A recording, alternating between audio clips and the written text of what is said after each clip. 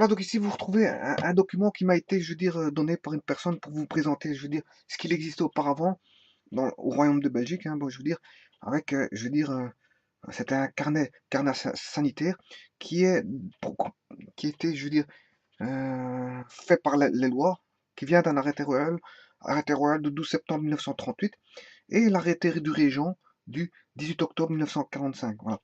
Et ça a été publié en 1953. L'imprimerie EP, je ne sais pas ce que c'est, Bruxelles et téléphone qui n'existe plus, 21 22 55. Voilà. Si je peux pas mettre le nom de la personne qui m'a donné ça. Donc je ferai en sorte de cacher, je veux dire, les renseignements, je veux dire, à qui ça appartient à cette personne-là. Mais on va lire les instructions ensemble. Prévenir pour mieux guérir. Un examen médical se fait à temps, prévient souvent donc le développement d'une maladie.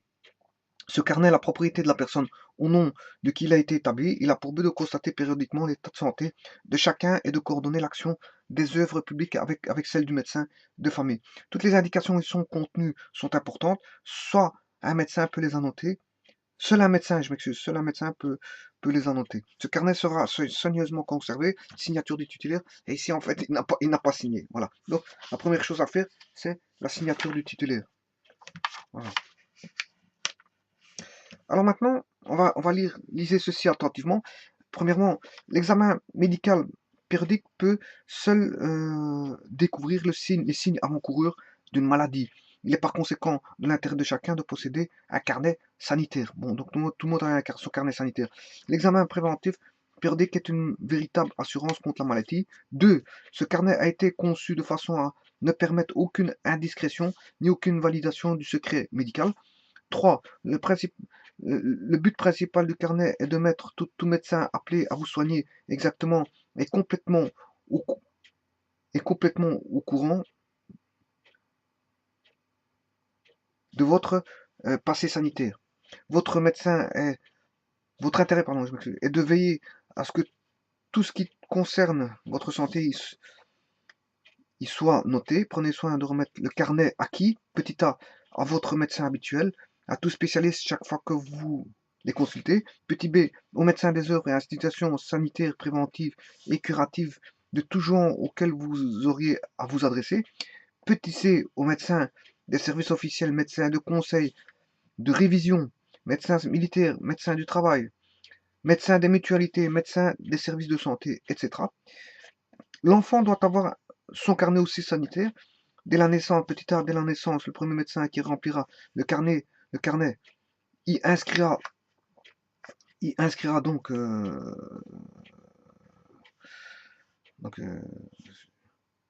moi je sais pas ce qu'ils étaient. Petit b, la consultation des nourrissons. On prendra soin de noter régulièrement les éléments qui seront importants pour l'avenir de l'enfant. Quand l'enfant ira à l'école, toutes les indications utiles qui concernent sa santé et son développement y seront renseignées. La tutelle sanitaire des adolescents et les services d'orientation et de sélection professionnelle se serviront du carnet pour donner les meilleurs conseils concernant le choix de la profession. Les médecins des organismes sportifs auront besoin du carnet de santé tenu à jour afin de contrôler avec efficacité l'éducation physique de l'adolescent. Les médecins du service de recrutement de l'armée auront besoin du carnet de santé tenu à jour afin d'apprécier la valeur physique du milicien. Enfin, tout médecin qui aura à soigner l'enfant malade trouvera dans le carnet une aide précieuse pour l'établissement de son diagnostic et de son traitement. Article 458 du Code pénal. Toute personne dépositeur par état ou par profession des secrets qu'on leur confie, qui, hors le cas où elles sont appelées à rendre témoignage en justice et celui de la loi, les oblige à faire connaître ces secrets, les auront révélés, seront punis d'un emprisonnement de 8 jours à 6 mois et d'une amende de 100 à 300 francs, bien sûr belge. Petit 2, consultation pour nourrissons, crèche gardée, plus tard inspection scolaire, service d'orientation professionnelle, colonne colonie de vacances, préventoria, service de tutelle sanitaire, organisme de sport et éducation physique, scout, club sportif, etc. Enfin, aux œuvres de prévention et de traitement, y compris les consultations et de dispensaires de tout genre. Voilà, donc ici, qu'est-ce qu'il a? Bon, on renseigne le nom de la personne, ses marques identitaires.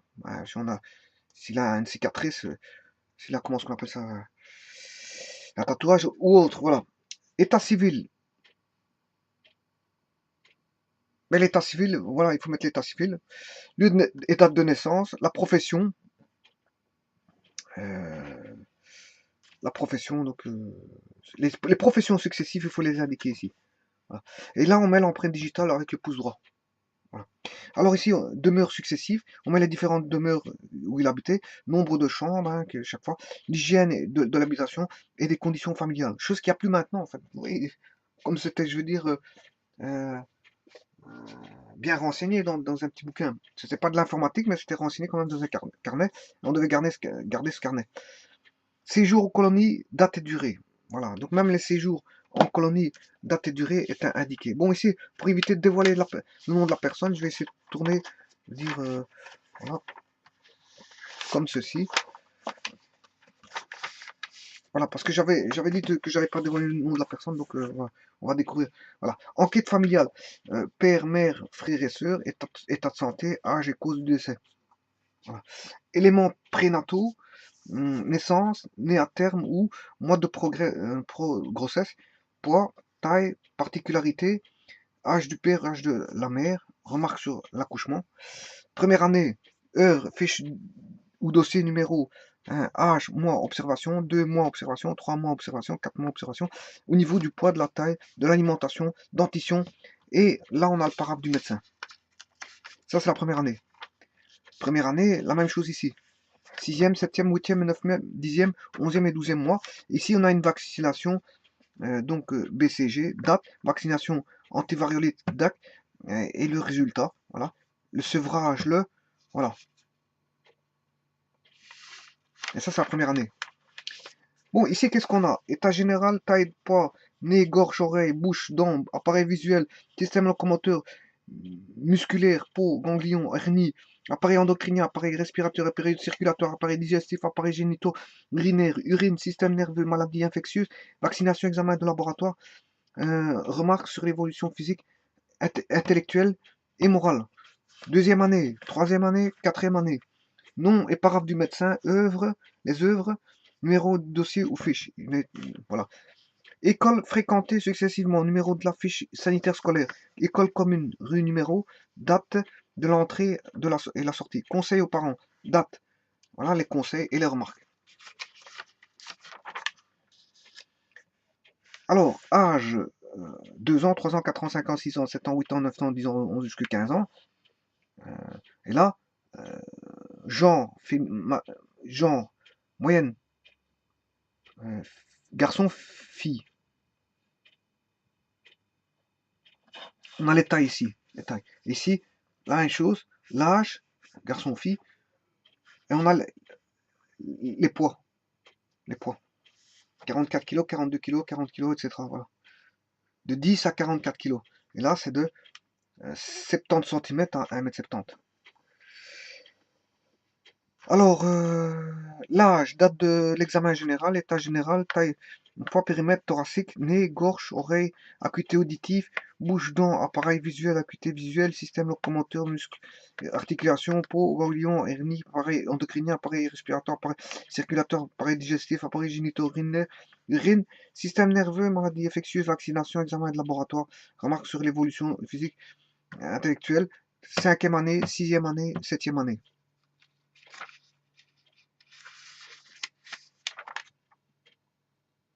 8e année, 9e année, 10e année, 11e année, 12e, 13e année.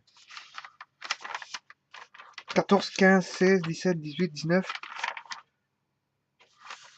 Voilà, et c'est bon pour pas voilà, c'est des informations. Voilà. Et ici, il y a peut-être des informations. Bon, l'orientation à la sélection professionnelle. Voilà, centre examinateur, bon, centre médical, je sais pas, quelle région. Ici, orientation à la sélection professionnelle. L'âge d'organisme examinateur, résultats des examens. Examens médicaux, adolescents, numéro de la fiche 14, 15, 16, 17, 18, 19, 20, 21. Non, remarque.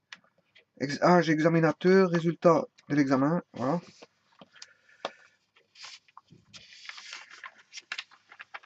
Et voilà, ici, bon, je suppose qu'ici, ça va être à chaque fois la même chose. Hein. Non, ici, je vais, en fait, voilà. Ici, qu'est-ce qu'on retrouve?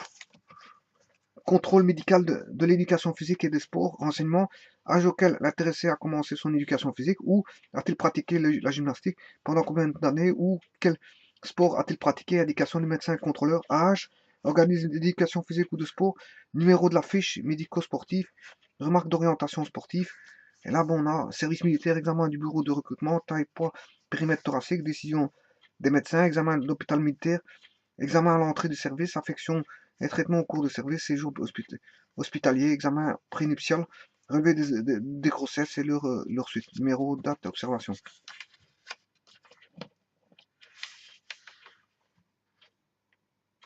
Ah, ici, on n'a que des dates. Ouais, ici, on n'a que des dates, donc je ne montre rien de spécifique. État général, taille, poids, nez, gorge, oreille, acuité auditive, bouche, dents, appareil visuel, acuité visuelle, système locomoteur musculé, peau, ganglion, hernie, appareil, voilà. 20e année, 21e, 22e. Et vous voyez qu'il y a un suivi. Il y a un suivi avec, voilà, avec des dates. Des dates. Il y a des dates avec un cachet. Il y a un cachet, une signature en plus. Nom et paragraphe du médecin. Là, on a le nom et paragraphe du médecin ici. Voilà. 22e, 23e, 24e, 25e, 26e, 27e année, 28e, 29e, 30, 30e, 30e année, 31e, 32, 33, 34, 35, 36e, 37e année, 38, 39, 40, 40, 41, 42, 43, 44, 45, 46, 47, 48, 49, 50, 51, 52, 53, 54, 55, 56, 57, 58, 59, 60, 61, 61, 62, 63, 64, 65, 66, 67.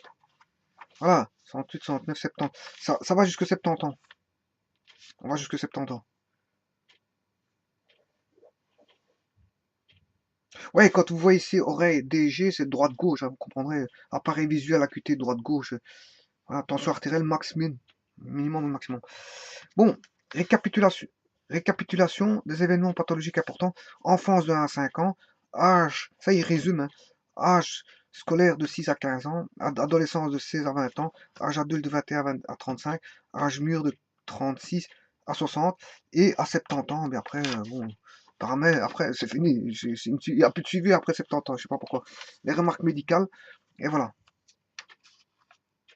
Et là, on a les tables des matières avec les pages. Instruction au titulaire du carnet, identité, adresse, page 1 et 2, avec l'adresse du titulaire, profession, les conditions d'habitation.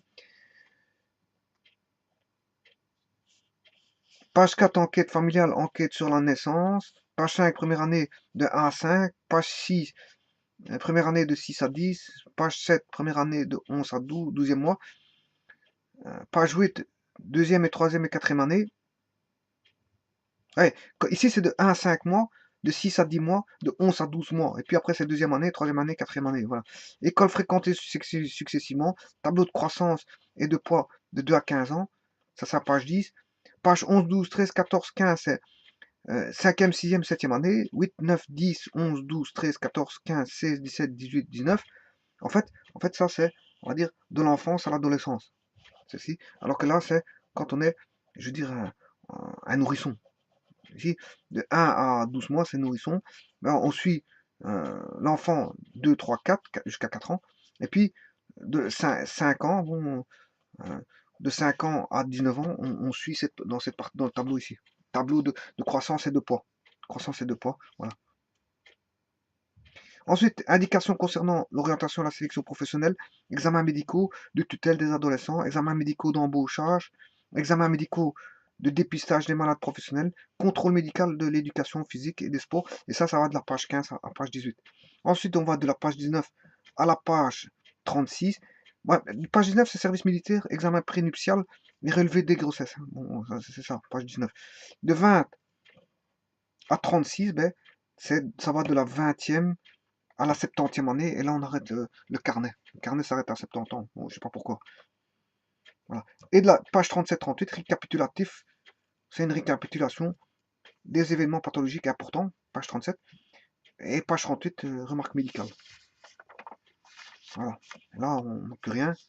Voilà. Et ici. euh, Ce carnet étant un document officiel, il est strictement interdit d'y apposer des modifications ou ajouter toute nature. Et donc ça, vous voyez que ce que j'ai expliqué là, ça provient d'un carnet sanitaire, donc arrêté royal du 12 septembre 1938. Voilà. Maintenant, tout est mis dans des ordinateurs, mais il n'y a pas un tel suivi comme il y avait un suivi auparavant. Quoique ce bouquin-ci n'était pas encore très suivi parce qu'il manque beaucoup d'informations. Hein. Non, d'informations. Maintenant, il y a des personnes qui venaient de l'étranger aussi. Hein. Quelqu'un qui vient de l'étranger, ben, il va commencer son document. Des moments, on va lui dire, hein, bon, si, quand il est à l'étranger, il ne va pas avoir de document parce que ça, c'était un arrêté royal belge. Bon, c'était quand même tenu au sérieux, je veux dire, les individus. Les individus étaient quand même tenus au sérieux au niveau quant à leur suivi de leur santé générale. Voilà. Et puis, il n'y a pas que leur santé générale, il y a quelques informations en plus, hein, parce qu'il a été à l'école, s'il est apte à travailler, voilà. euh, Enfin, il y a beaucoup il y a beaucoup plus d'informations là. Les demeures où il habitait, voilà, les demeures où il habitait, et si elles étaient en bon état ou pas. Parce qu'en fait, les demeures peuvent provoquer, je veux dire, des maladies en elles-mêmes. Hein. Si on a de l'humidité dans une maison, le gars il habitait dans l'humidité, peut fatalement, s'il a mal mangé, s'il était bon, mal mangé, mal logé, ben ça peut provoquer des maladies, je veux dire, d'office. Hein. D'office. Quelqu'un qui mange mal, puisqu'en fait il n'a pas les moyens. Quelqu'un qui se chauffe pas bien parce qu'il n'a pas les moyens de se chauffer, mais en fait il va attraper des maladies en relation, je veux dire, avec le froid qu'il a dans sa maison. Et si en fait il y a de l'humidité dans sa maison parce qu'il ne la chauffe pas bien, ben, il va attraper des maladies pulmonaires concernant, je veux dire, ben, voilà, voilà, l'humidité qu'il est en train de, je veux dire, de respirer. Donc au niveau des voies respiratoires, et voilà. Donc l'habitation, on va aussi renseigner sur l'hygiène de la personne. Voilà. Hein, si on n'a pas beaucoup d'argent pour consommer de l'eau, de l'électricité, ben, l'eau, il va moins se laver parce que, je veux dire, voilà, quelqu'un qui a des moyens, il n'est pas trop regardant à propos de l'eau. Ouais, il va se laver tous les jours, oui. Mais quelqu'un qui n'a pas les moyens, commence à faire chauffer de l'eau. Surtout à cette époque-là, il faisait chauffer de l'eau, il n'y avait pas les boilers. Les boilers, il n'y avait pas voilà, il n'y avait pas des chauffe-eau sanitaires. Donc à ce moment-là, il chauffait quoi? Hein, quelqu'un qui avait déjà une salle de bain, c'était déjà riche parce qu'il se lavait dans des bassines en acier. Enfin, en tôle d'acier, ouais. Hein, en tôle d'acier. Voilà. Donc il se lavait dans des bassines et il devait réchauffer de l'eau avec un bouilloire venant d'un poêle à charbon et il devait remplir la bassine pour se laver. Hein. Voilà. Et donc, bon, bon, quelqu'un qui avait encore une citerne. Enfin, quoique, bon, je sais pas, s'il y en a, ils allaient chercher l'eau de la citerne, hein, c'est véridique. Hein. Il faisait chauffer l'eau de la citerne et il se lave avec. Voilà. Bon, je veux dire, la vie d'antan et de maintenant n'est plus la même. Hein. Bon, ça, j'ai dû expliquer 50 000 fois. Je veux dire, bon, les gens avant, ils circulaient, je veux dire, souvent avec des tabliers, je veux dire, avec des sabots en bois. Voilà, les gens portaient des chapeaux, bon, pour aller, des tenues de ville, c'était les chapeaux. Et je veux dire, les costumes, hein, costumes et chapeaux de ville. Bon, voilà. Et quand on était à la campagne, bon, c'était beaucoup le tablier et les sabots. Les sabots. Bon, la vie n'était pas la même chose. Bon, les toilettes étaient à l'extérieur. On allait à la toilette à l'extérieur. Les bassines, bon, les gens se lavaient dans des bassines. Il n'y avait pas le chauffage électrique. Comment le chauffage, les chauffages, il n'y avait pas les chaudières comme maintenant. Hein, ils se chauffaient soit au charbon ou au bois. Ils se lavaient dans des bassines. Ils allaient à la toilette à l'extérieur. Ils devaient vider des fosses septiques quand elles étaient remplies. Euh, euh, Voilà, beaucoup de choses comme ça en fait. Hein, beaucoup de choses comme ça. Voilà.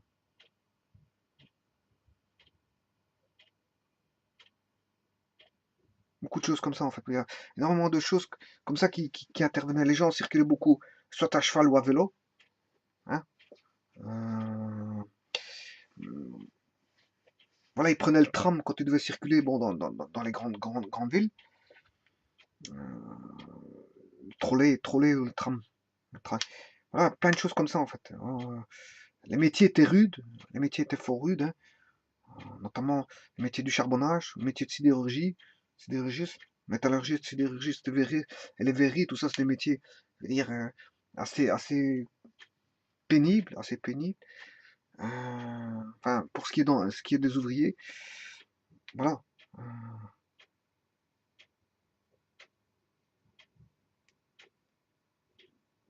il se réveillait avec la bonne vieille horloge, je veux dire,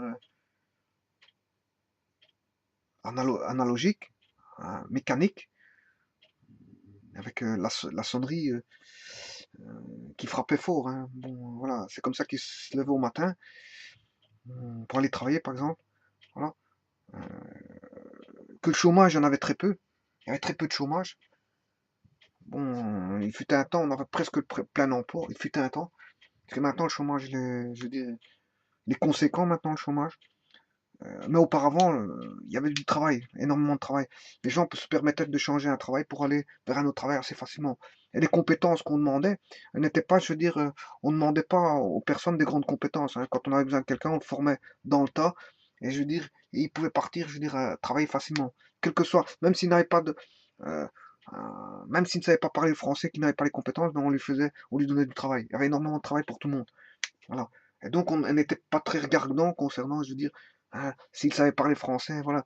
Hein, en fait, au fur et à mesure qu'il était dans, euh, voilà, par exemple, si je prends les mines, bon, il y a beaucoup d'étrangers qui sont venus travailler dans les mines, qui ne connaissaient pas la langue française, qui ont facilement trouvé du boulot à grande échelle, hein. Il y a énormément de personnes qui sont venues de l'étranger travailler dans les mines, hein. Ils n'avaient pas forcément des compétences. Beaucoup venaient des campagnes.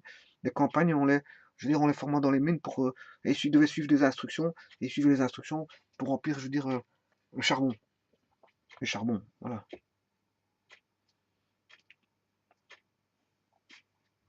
Donc, il fallait remplir le charbon. Enfin, les gens utilisaient le poêle à charbon, le poêle à bois. Si c'était le bois, ils devaient couper du bois à la hache, hein, et faire des remises qui stockaient le charbon, le bois. Bon, le charbon, c'est pareil. Le camion déversait le, cha- le charbon et il devait ramasser, je veux dire, le charbon pour le remplir, soit dans des remises, soit dans des caves. Il mettait aussi dans des caves. Voilà. Il mettait le charbon dans des caves. Bon, vous savez que très bien que le charbon, que ce soit le charbon, le bois est polluant, hein, ça sent fort au niveau des cheminées quand ça sort, le bois. Le charbon, c'est polluant, bon, ça salit, c'est salissant, c'est fort salissant. Beaucoup de poussière de charbon. Le mazout, n'en parlons pas, bon, je veux dire, euh, un des moins polluants, bon, c'est le gaz, hein, le gaz et l'électricité, mais l'électricité, ça coûte cher au niveau chauffage. Voilà. Au niveau chauffage électrique, ça coûte cher. Peut-être il reste les chauffages, chauffer à l'électricité, mais avoir de l'électricité solaire. Mais le problème, c'est que faut voir si maintenant, avec le temps, bon, ils vont pas être, comment on appelle ça, fort taxés. Le tout est là, surtout là. Tout est, je veux dire, de savoir quel est le chauffage qui va permettre le meilleur rendement, le moins polluant et le moins cher, en fait. Voilà. Mais sachez qu'avant, ils utilisaient beaucoup le charbon. Et alors, il y avait différents types de charbon, les boulets, voilà, les boulets, on achetait des boulets, il y en a qui étaient plus énergétiques que d'autres, hein, au niveau des houilles. Voilà, oui, l'anthracite, enfin, il y avait différents types de charbon, mais bon, il y en a qui étaient plus chers que d'autres, plus énergétiques que d'autres, voilà. Ça dépendait, bon, ce que la personne achetait en fonction de ses moyens. Et que le charbon, c'était fort salissant, parce qu'en fait, en plus de ça, les gens devaient sortir, ceux qui se chauffaient au charbon, devaient sortir le charbon, enfin les cendres de charbon, ils devaient les récupérer en fondu et les jeter, voilà. Donc, c'est tout un travail pour chauffer, c'était tout un travail pour faire chauffer l'habitation et pour l'entretien du poêle, c'était tout un travail, un énorme travail. Donc, faire revenir par exemple le camion de charbon, remplir le charbon dans les remises, hein, aller chercher le charbon avec une charbonnière, ouvrir le poêle, mettre le charbon dans le poêle, hein, commencer à faire la mise à feu du charbon avec quelques bois, hein, quelques bois et comment, comment ça s'appelle ça, des papiers journaux, hein. Il fallait faire démarrer le poêle. Une fois que le poêle était démarré, il fallait pas qu'il s'éteigne, bien sûr. Parce que quand il s'éteigne, il faut rajouter du charbon, ne pas étouffer. Faut pas étouffer le feu. En mettant trop de charbon, on en met un petit peu, et puis voilà, etc., etc. Bon, c'était toute une manière de faire. Et puis, bon, il fallait contrôler le feu, parce qu'à un moment donné, quand le poêle s'éteignait, ben, à ce moment-là, il fallait, je veux dire, le réactiver le feu. Donc il fallait toujours une surveillance du poêle. Donc chauffer, c'était tout, je veux dire, un schmilblick, on va dire, une façon de faire, une façon de procéder, une surveillance du poêle. Voilà. Mais quand ça chauffait, enfin, les pièces étaient bien chauffées. Et notamment, auparavant, qu'est-ce qui se passait? Ben, les maisons en briques étaient faites de murs ben, généralement, on avait des murs de 30 centimètres. Donc ça faisait isolant. Donc quand on chauffait une habitation, la maison était très chaude, hein. Contrairement à maintenant, on a un bloc, du vide et des briques. Et à ce moment-là, il faut mettre des isolants, bon, fatalement, parce que c'était pas costaud comme avant, un mur de 30 comme ça, rempli de briques, ça fermait tout. Bon, ce qui restait en cours, c'était les fenêtres. Les fenêtres, bon, il n'y avait pas les doubles vitrages. Là, les fenêtres, causaient énormément de perte de chaleur au niveau des fenêtres, voilà, au niveau des fenêtres. Voilà, et donc la vie d'antan, c'était ça, c'était un petit peu ça. Bon, c'était, allez, il y avait pas autant de voitures que maintenant, hein. Euh, euh, voilà, et les accidents étaient mortels, quasiment mortels, ou avec destruction du visage. Par exemple. Les anciennes voitures, des carreaux, quand quelqu'un frappait sa tête contre un carreau, ben, il était défiguré d'office, hein. Maintenant, c'est des carreaux un peu spéciaux, des verres un peu spéciaux, qui font que bon, on va dire ça peut tuer facilement, mais c'était moins catastrophique qu'auparavant. Voilà. Là, on en retrouvait toujours des vers dans les visages des personnes quand il y avait un accident de voiture, défigurés, voilà, ils étaient défigurés à cause des vers. Voilà.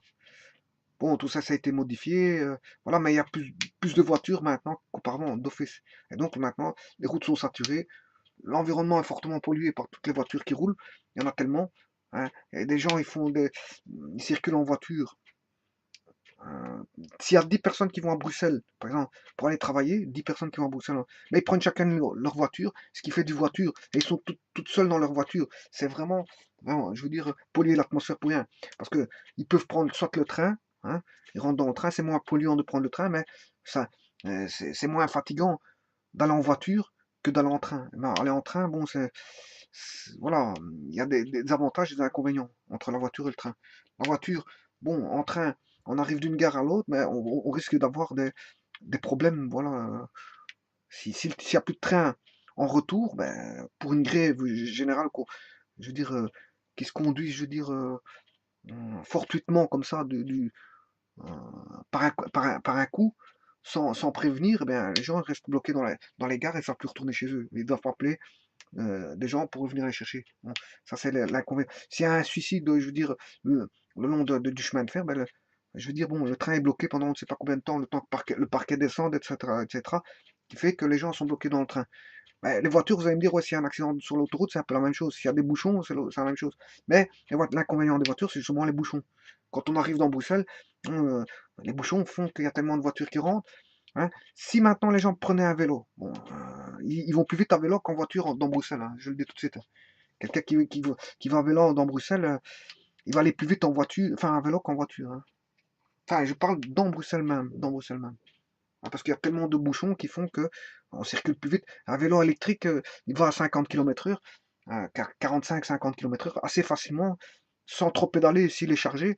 Donc en fait, on arrive vite d'un endroit à l'autre à Bruxelles, pour autant que je veux dire, on laisse les, les- les- voilà, les cyclistes, je veux dire, Mmh, qu'on respecte les cyclistes quand ils roulent. Parce que c'est vrai que là aussi, les voitures bloquent les cyclistes, elles manœuvrent d'une certaine manière que bon, elles provoquent des dangers aux cyclistes. Bon, enfin bref, tout ça pour vous dire qu'avant, comment elle était la vie. La vie que maintenant, comment elle est.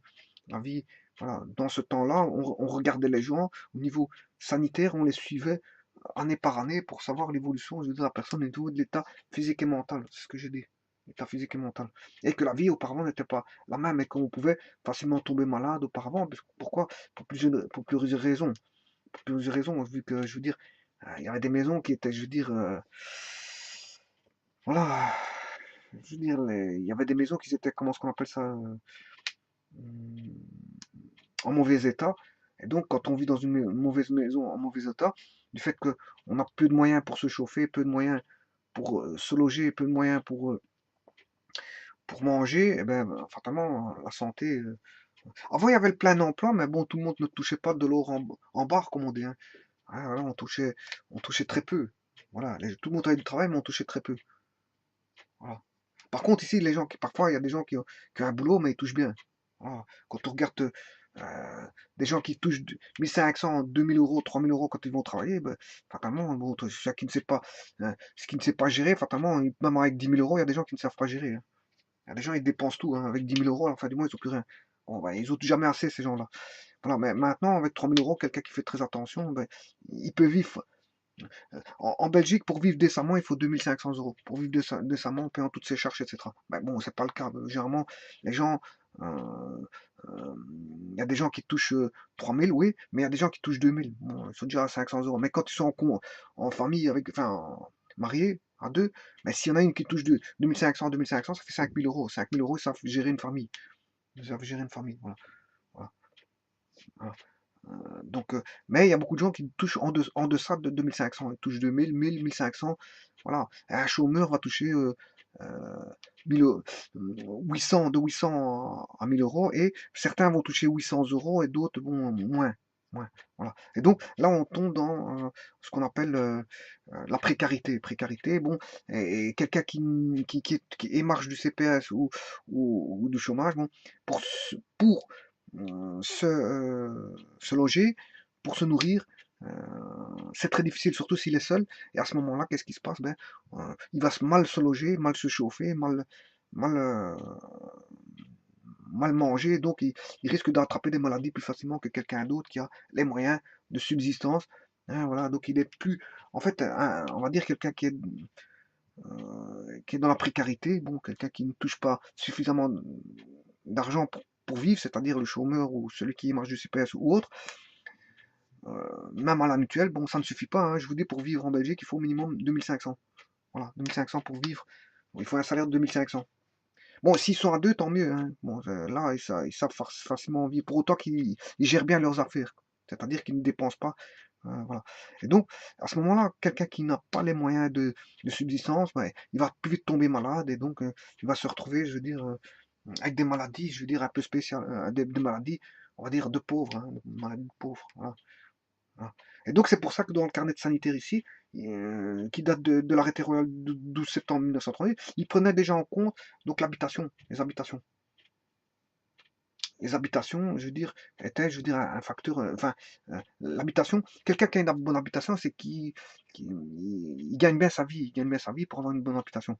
Voilà. Et s'il a une bonne habitation, ben, il a moins de risque de tomber malade, d'une maladie, je veux dire, d'une maladie, on va dire. Je parle pas de cancer, bon, parce que lui, à ce moment-là, ici, à notre époque moderne maintenant, à l'époque de maintenant, pas de ce temps-là, maintenant, fatalement, quelqu'un qui a énormément de moyens va s'empiffrer, va bien manger, mais à ce moment-là, il va manger tout et n'importe quoi. Il va manger plein de saloperies, il peut attraper des cancers aussi. Donc, l'alimentation, que ce soit pour le pauvre qui va mal se nourrir, il risque d'attraper des maladies de malnutrition, tout comme le riche qui va manger à sa faim, mais qui va manger tout et n'importe quoi, risque d'attraper des maladies. Donc, au niveau alimentation, ils sont logés à la même enseigne. Aussi bien un risque de tomber malade parce qu'il va manger des saloperies moins chères, de moindre qualité, et je veux dire, quant à l'autre, il va manger, je veux dire, et non, il va s'empiffrer, mais bon, avec tous des poissons alimentaires.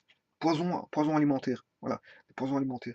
Fait de s'empiffrer de colorants, de sucre, etc., etc., il va tomber sur la maladie, en fait, de ceux qui ont les moyens. Parce que quelqu'un qui n'a pas les moyens, il mange pas bien. Il mange pas bien, et bon, il va souffrir un petit peu de malnutrition. Pas comme la malnutrition comme dans certains pays où il y a la famine, mais il va quand même faire attention à ce qu'il doit acheter, etc., mais il va pas manger à ça. On va dire, comme quelqu'un qui aurait les moyens pourrait s'acheter ce qu'il veut à manger. Non, il va se faire ceinture pour manger. Voilà. Donc, et on peut avoir des maladies, je veux dire, relatives je veux dire, à une mauvaise hygiène d'alimentation, que ce soit pour le pauvre ou pour le riche. Par contre, pour les habitations qui sont bien chauffées ou mal chauffées, ça c'est d'office chez le pauvre, si elle est mal chauffée, il peut attraper des maladies en liaison avec, je veux dire, l'humidité et autres. L'humidité, toutes les maladies qui a relatives à un logement précaire. Voilà. Donc, vous voyez qu'il y a deux enseignes, hein, deux enseignes. Et à ce moment-là, bon, les gens, bon, tout le monde avait le plein emploi. Enfin, il y avait presque le plein emploi, mais les gens ne touchaient pas fameusement. Donc, au bout du compte, il y avait beaucoup de gens qui étaient quand même, je veux dire, dans la précarité, bien qu'ils avaient un travail. Bon, voilà. Il a fallu, je veux dire, les batailles des syndicats qui ont fait que, bon, d'améliorer, je veux dire, le niveau de vie, je veux dire, des personnes qui étaient au travail. Bon, il a fallu augmenter les salaires, hein, qui sont en rapport avec je veux dire, le niveau de vie de l'époque et augmenter les salaires de façon à bien vivre. Et bon, il fut un temps où les années 60-70 en Belgique, je dirais plutôt dans les années 70, de 60 à 80, on va dire, en Belgique, c'était de très bonnes années. En Belgique, hein, de très bonnes années. Bon, avant les années 50, c'était la reconstruction à la guerre, hein, on reconstruisait l'Allemagne, la France et la Belgique. Donc, il y avait plein d'emplois au niveau de la construction. Dans les années 50, 60, ben, ça commençait, je veux dire, à avoir, voilà, il y avait c'était tout un système qui faisait que bon, ces années-là ont été après, les années après-guerre ont été de très bonnes années, et, voilà. Et puis par après, bon, ça a commencé dans les années 90, a commencé à sombrer, à sombrer, voilà. On n'est plus maintenant dans les très belles années comme auparavant. Il fut un temps où le taux bancaire était de 5%, voire peut-être même 6 à 7. J'en sais pas plus, mais en tout cas, il était à un moment donné à 5%. Donc, autant dire ceux qui avaient de l'argent à la banque à cette époque-là, ben, avec un taux de 5% par année, c'était magnifique, hein. Voilà. Alors que maintenant, il est proche de zéro. C'est-à-dire ils sont presque à enlever de l'argent à ceux qui ont de l'argent dans dans leur compte bancaire. Voilà. Voilà. Parce que quand ils seront en négatif, bon, il faudra, les gens qui ont un compte d'épargne, mais il faudra qu'ils payent, je veux dire, comment ça s'appelle ça, ils paieront, je veux dire, de l'argent à la banque pour pouvoir garder leur argent dans les banques. Voilà. Donc, il fut un temps, il y avait 5%, maintenant on est proche de zéro, on est proche du négatif. Ouais, et si ça vient en négatif, mais beaucoup de gens perdront de l'argent, en fait. Voilà. Voilà, donc la vie d'antan et de maintenant n'était pas la même. Et il y avait des suivis médicaux pour, depuis la naissance jusqu'à la fin de vie, en fait. Enfin, jusqu'à 70 ans, parce qu'ici, on n'allait pas jusqu'à la fin de vie, on allait jusqu'à 70 ans. Voilà, on avait un suivi. Voilà. Donc la vie avant n'était pas la même chose que maintenant. Là, la vie était, je veux dire, bien cadrée, c'était toute une vie, je veux dire, cadrée, bien fonctionnelle, elle était fonctionnelle, hein. On était fonctionnel à ces époques-là, on était fonctionnel. Voilà. Les gens étaient plus ou moins, je veux dire, les gens, je veux dire, la vie tournait, on va dire, plus ou moins bien, à ces époques-là. En Belgique, en Belgique, c'était les bonnes années, 50, 60, 70, 80, les années 90, voilà. Et après, bon, ça a été la chute, hein, la chute, bon, la chute, le plein emploi, il y en a pas, les gens étaient plus mécontents, hein, au niveau des syndicales, bon, il y avait moins d'avancées syndicales que ces époques-là. Le plein emploi, il y en avait pas, il y a moins de plein emploi. Tout a été chamboulé. Bon, on retrouve plus ces années-là.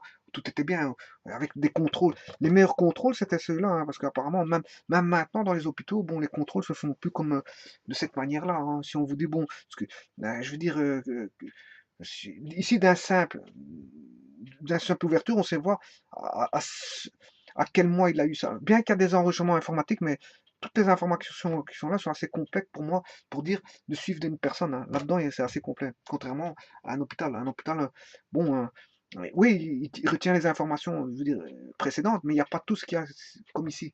Avec un suivi quotidien toutes les années, avec un cachet qui se fait. Non, dans les hôpitaux, celui qui a envie de faire un examen médical, mais il le passe, et ça. Voilà.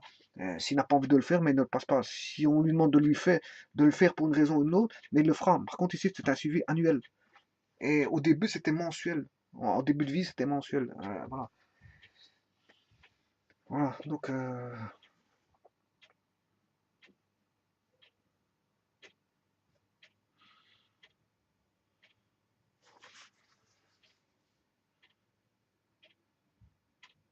voilà. Donc, ça, c'était carnet sanitaire, disons, des années. Euh, il fut un temps, j'utilisais. Euh, Attention qu'ici, ça date de 38-45 en cours, hein. C'est. Enfin, non, non, c'est un. Je sais pas c'est quelle année. Enfin, non, c'est l'arrêté royal qui date voilà, 12 septembre 38.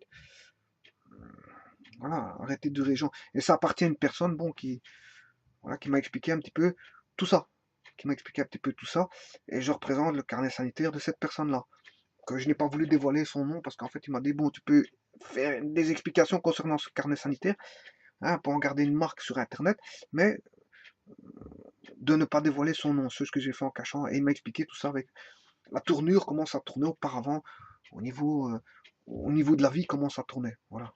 Voilà. Et en fait, il regrette ces époques-là qui étaient les belles années pour lui, hein. Enfin, pas pour moi, parce que je n'ai pas vécu ces années-là, j'ai pas l'âge de ces personnes-là, loin de là.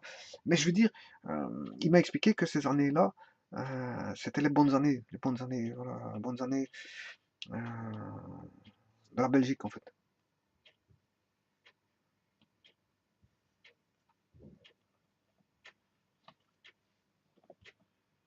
Mais je voulais rajouter une dernière chose, peut-être, concernant la façon que les gens vivaient à cette époque-là. Bon, il y avait des bonnes ambiances, il y avait des balles, bon, des balles. Voilà, les gens s'amusaient bien. Je veux dire, les gens, quand il y avait des bagarres, bon, c'était au point, ils réglaient ça entre hommes au point, enfin, c'est ce qu'on m'a expliqué. Alors que maintenant, on est vite je veux dire, des tueries au couteau ou je sais pas quoi. Voilà, c'est ce qu'il m'a expliqué, il m'a expliqué beaucoup de choses. Voilà, donc j'ai fait un compte rendu, si vous voulez, de ce qu'il m'a expliqué et que je réexplique ici au travers de ce carnet sanitaire en retombant sur ces fameuses années. Hein, si on contrôle déjà la personne humainement comme ça, avec un cachet chaque année, la première année mensuellement, hein, quand on est nourrisson mensuellement, il vous contrôle, et puis après toutes les années, jusqu'à 70 ans, ben, humainement, il n'y a pas meilleur, hein. Pas meilleur. Donc, fatalement, si on voit déjà que euh, les arrêtés avaient déjà pris en compte au niveau de la loi le fait de contrôler chaque personne humainement, je veux dire, donc humainement, c'est-à-dire la santé mentale et santé physique, quotidiennement, c'est que je veux dire, bon, euh, l'État, l'État, euh, je veux dire, voulait, je veux dire, voulait savoir comment sa population, je veux dire, était suivie euh, et de faire en sorte que les praticiens prennent des décisions quant à aller à un voyage scolaire, à faire du sport, avoir un travail, faire le service militaire, voilà, prendre une décision d'un praticien par rapport à son carnet sanitaire, qui était complet. C'est ça que je veux dire. Il était fort complet. On était suivi humainement de cette manière-là. On se sentait, je veux dire, la personne humaine se sentait, je veux dire, suivie. Et donc suivi, bon, et donc ça c'est quelqu'un qui n'est pas suivi, ou qui doit lui-même faire les tests médicaux. Ah, je veux dire, c'est un petit peu embêtant. Il va aller de son plein gré le faire, alors que là, elle était suivie. Voilà, c'est comme si on lui donnait la main, et voilà, on lui dit, écoute, bon, on va s'occuper de toi. Et la personne se sent occupée par une personne, elle se sent valorisée, contrairement à quelqu'un qui doit faire tout seul. Voilà, bon, elle n'est pas forcément valorisée, cette personne-là. Bon, on dit, bon, fais tes affaires toi tout seul. Et voilà, donc ça c'est un petit peu embêtant pour. Voilà, alors qu'avant, les personnes étaient prises par la main. Il y avait des lois faites pour eux, prises par la main, prises en charge par la main, et les décisions de praticiens pouvaient être prises en compte pour la personne, pour une raison ou une autre, pour soit le service militaire ou autre. Voilà. Donc tu feras ton service militaire parce que tu es en bonne santé, tu feras pas ton service militaire parce que tu n'es pas en bonne santé. Voilà. Voilà. Tu pourras faire du sport parce que tu es en bonne santé, tu pourras pas faire du sport parce que tu n'es pas en bonne santé. Attention que c'est pas uniquement pour le sport militaire, parce que les dents, avoir des bonnes dents, c'est pas bon. Je veux dire, avoir des bonnes dents, bon, c'est pour l'hygiène alimentaire, hein, quelqu'un que, bon, voilà, les dents, ça sert à quoi? À croquer, à mâcher, à couper, etc., etc. Bon, quelqu'un qui n'a pas une bonne hygiène, qui n'a pas de bonnes dents, fatalement, ne saura pas bien manger correctement. Donc, il va peut-être manger quelqu'un qui n'a pas de dents du tout. Enfin, maintenant, à cette époque-là, je sais pas s'il y avait les appareils dentaires, ça, j'en sais pas plus. Mais quelqu'un qui avait de mauvaises dents, ben, il ne savait pas manger, il devait plutôt écraser la nourriture, mais trop écraser la nourriture, ça fait plus travailler l'estomac qui va broyer, voilà, l'estomac va plus broyer ce qu'il faut. Donc vous allez mettre beaucoup de liquide, plus de liquide que des choses que l'estomac va travailler. Bon. L'estomac sert aussi à broyer comme les dents. Mais si les dents ne font plus leurs effets puisqu'on a plus des bonnes dents, on est vieux, on n'a plus de bonnes dents, par exemple, et qu'il n'y avait pas les appareils dentaires comme maintenant, mais en fait, le gars, il mangeait, je veux dire, il devait écraser sa nourriture et il la rendait presque liquide, pâteuse liquide. Bon, l'estomac ne travaillait plus, euh, comme quand il devait manger une pomme. Il broie une partie, puis il mange, et c'est l'estomac qui fait le reste. Voilà. Donc il devait manger. Bon, et ça, le fait de s'habituer à manger toujours pâteux liquide, bon, c'est pas forcément bon pour le ventre. Voilà. Donc l'hygiène dentaire, ben, ça a son importance, ouais, pour les conséquences pour d'autres, certaines choses. Avoir de bonnes dents, c'est- ça n'a aucun impact pour le service militaire ou autre, mais c'est un impact pour, je veux dire, se dire, bon, monsieur, vous avez de mauvaises dents, ouais, votre alimentation va changer d'allure, puisque en fait, vos dents, vous ne vous en servez plus, ben, vous vous servez plus. Euh, vous broyez l'alimentation avant de la manger, et votre ventre va travailler autrement qu'il travaillait auparavant. Donc, bon, voilà. Voilà, donc ça c'est. Le fait de voir les dents, bon, voilà, et beaucoup d'autres choses comme ça, je pourrais analyser beaucoup de choses qui sont répertoriées là-dedans, qui n'est pas forcément pour un emploi ou pour, voilà, c'est je veux dire, un bilan général en fait, généralisé, et pas forcément prendre les éléments qui cadrent pour un emploi. Voilà. Si je prends par exemple l'appareil, bon, le système nerveux, pour l'armée, c'est fort important. Psychisme aussi, maladie infectieuse, aussi vaccination, parce que s'il a une maladie infectieuse qui va à l'armée, il va infecter tout le monde. Vaccination, bon, c'est important. Voilà, par contre, si je prends pour hernie, ben bon, ça, c'est les hernies, c'est pas bon pour certains, pour aller travailler pour certains travaux. Voilà. L'appareil respiratoire, circulatoire, artériel, digestif. Bon, si je prends le digestif, appareil digestif, bon, on va prendre par exemple. euh, Bon, c'est vrai qu'ici, c'est.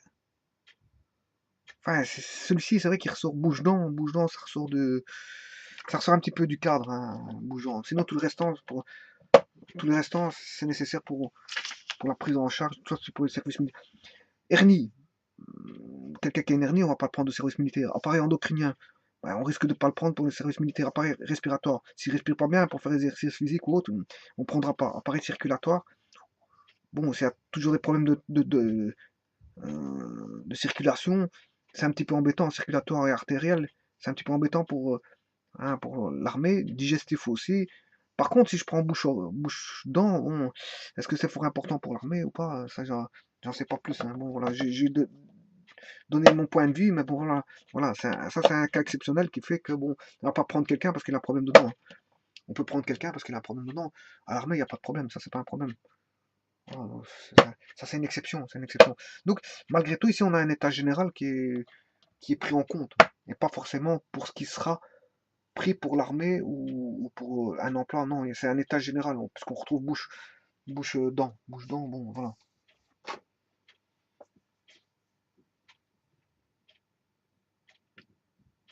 Voilà, je vous remercie beaucoup.